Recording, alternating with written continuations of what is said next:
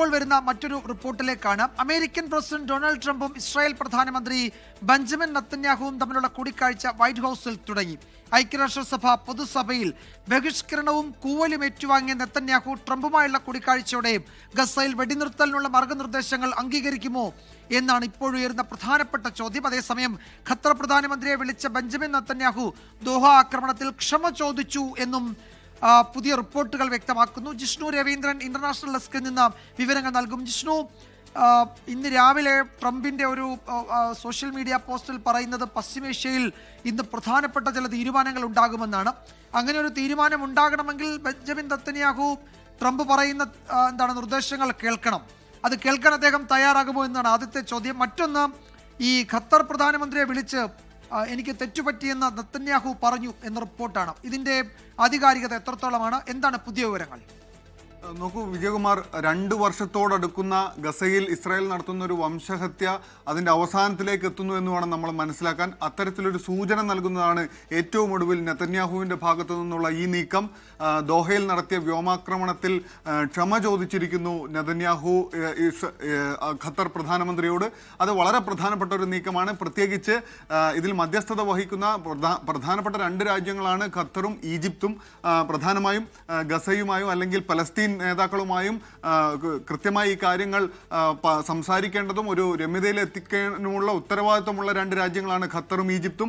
ഈ 2 രാജ്യങ്ങളും നിലവിൽ സഹകരിക്കാത്തൊരു സാഹചര്യം ഉണ്ടായിരുന്നു. അത് ഖത്തറിലെ ഈ വ്യോമാക്രമണത്തിന് ശേഷമാണ് അവർ ഈ മധ്യസ്ഥ ചർച്ചകളിൽ സഹകരിക്കാത്തൊരു സാഹചര്യത്തിലേക്ക് കാര്യങ്ങൾ എത്തിയിരുന്നു.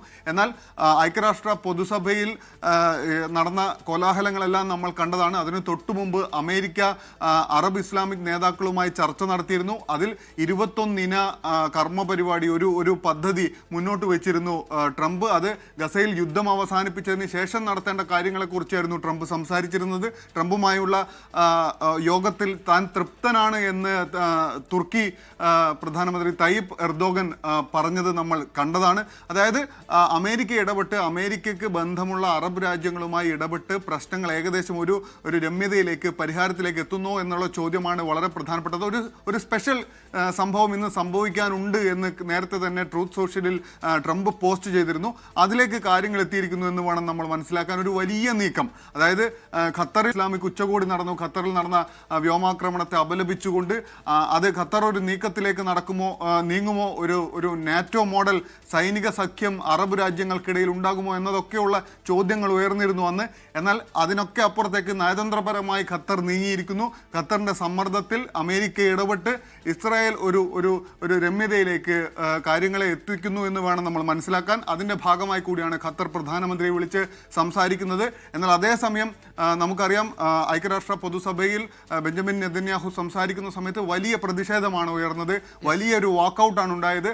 അവിടെ അദ്ദേഹം അപ്പോഴും പറയുന്നുണ്ടായിരുന്നു ഇറാൻ ആക്സിസ്, ഇറാൻ്റെ അച്ചുതണ്ട് തകർത്തിരിക്കുമെന്ന് അദ്ദേഹം പറയുന്നുണ്ടായിരുന്നു. ഇത് അറബ് ഇസ്ലാമിക് രാജ്യങ്ങൾ എങ്ങനെയാണ് സ്വീകരിക്കാൻ പോകുന്നത്, ഇതിനി എങ്ങനെയാണ് മാറാൻ പോകുന്നത് എന്നുള്ളത് വരും ദിവസങ്ങളിൽ, വരും മണിക്കൂറുകളിൽ അവരുടെ സംയുക്ത വാർത്താ സമ്മേളനം വരാനിരിക്കുന്നു. വലിയ പ്രഖ്യാപനങ്ങൾ നമുക്ക് പ്രതീക്ഷിക്കാമെന്നാണ് കരുതുന്നത് വിജയകുമാർ.